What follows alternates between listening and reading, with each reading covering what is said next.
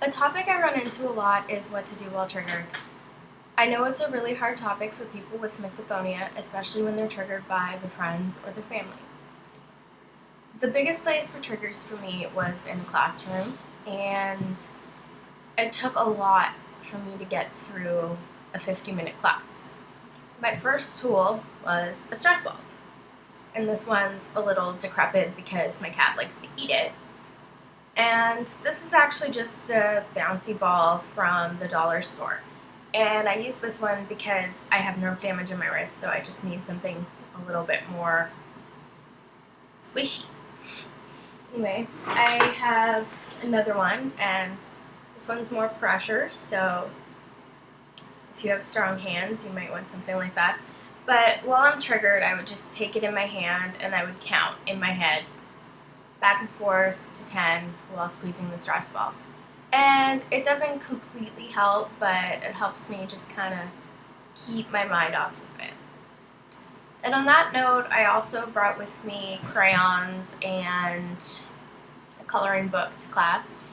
And my professors were pretty great about it. They let me color, have headphones in with white noise, and earplugs in, and these are only suggestions for a high trigger situation. When you're in a situation where a trigger kind of comes at you and hits you out of nowhere, say a family member's eating, you're on the bus, then that's where I would have a stress ball in my purse, because it's not always a situation where you want to confront the person. I mean, sometimes you can politely say, hey, could you put your keys away? But sometimes you don't know the person and you just don't want to cause a fight. So, I mean, the first thing I want people to realize is that the person who's triggering you most likely has no idea. A lot of people don't notice sights and sounds, and a lot of people aren't over responsive to them. So you have to realize that this person is not trying to hurt you. This person's not trying to ruin your day. This person isn't out to get you. Don't be frustrated or angry with the person. What you're really frustrated with is the trigger and the disorder. You're not frustrated with the person.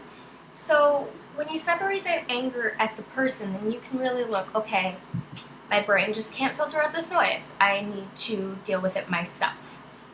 And that's where tools like a stress ball or coloring or white noise come in, because you're realizing that you aren't processing this, and that's okay. There's nothing horribly wrong with you.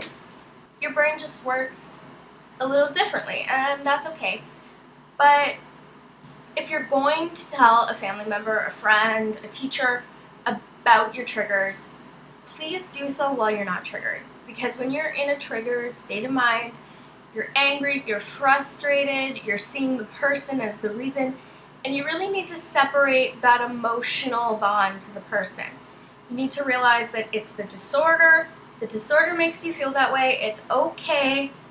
It's not a huge deal, even though it feels like the end of the world sometimes. You gotta talk to them when you're not triggered, because then you can have a rational discussion. If they don't believe you, you can point them to resources like misophonia-research.com or Misophonia International.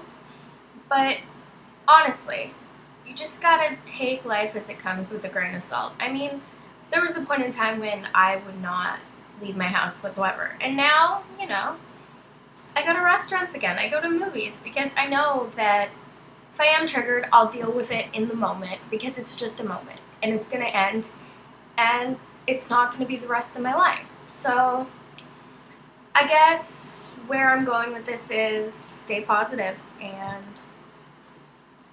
hopefully we will find a cure.